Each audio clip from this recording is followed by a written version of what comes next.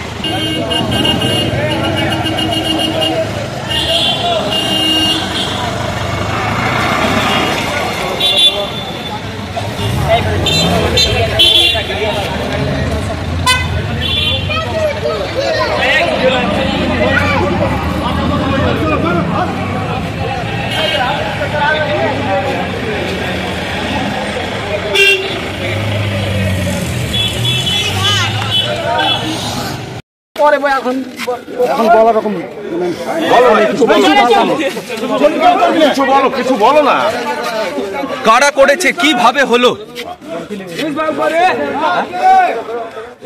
কি ষড়যন্ত্র বলবেন? যন্ত্রকে অনেকদিন থেকে মারার প্ল্যান করছে। কারা করছে? নাসিরের সব লোক।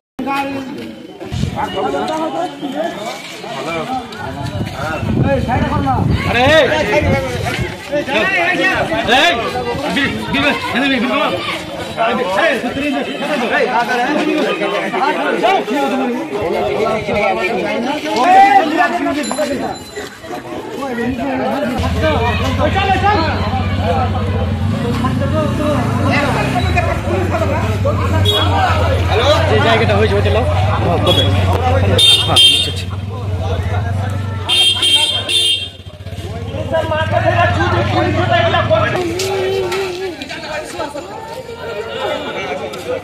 এদিকে এদিকে আমাদের সঙ্গে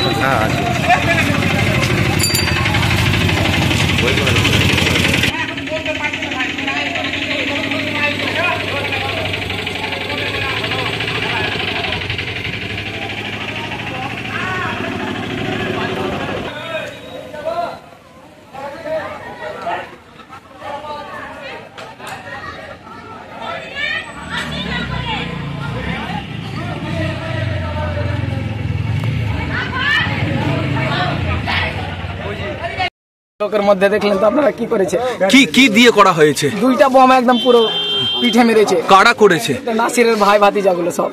ওরা কে? নাসিররা কে? নাসির হচ্ছে আমাদের অঞ্চল প্রেসিডেন্ট তৃণমূল কংগ্রেসের।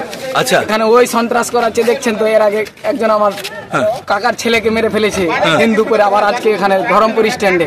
আচ্ছা, দেখছেন আপনারা কি করছে এগুলো। আর কি বলবো, এখন তৃণমূলের নেতা করলো? হ্যাঁ, তৃণমূলের নেতা। কি করতে নিনি? এমনিতে প্রধান ছিল, এমনিতে কংগ্রেস হিসাবে দলের ছিল। আচ্ছা, কর্মী ছিল। আচ্ছা, কেন এই ক্ষোভ? এটা অনেক দিনের পুরনো ক্ষোভ। এখন সেগুলো বলতে পারবো না পরে। এখন আচ্ছা, কখন ঘটলো ঘটনাটা?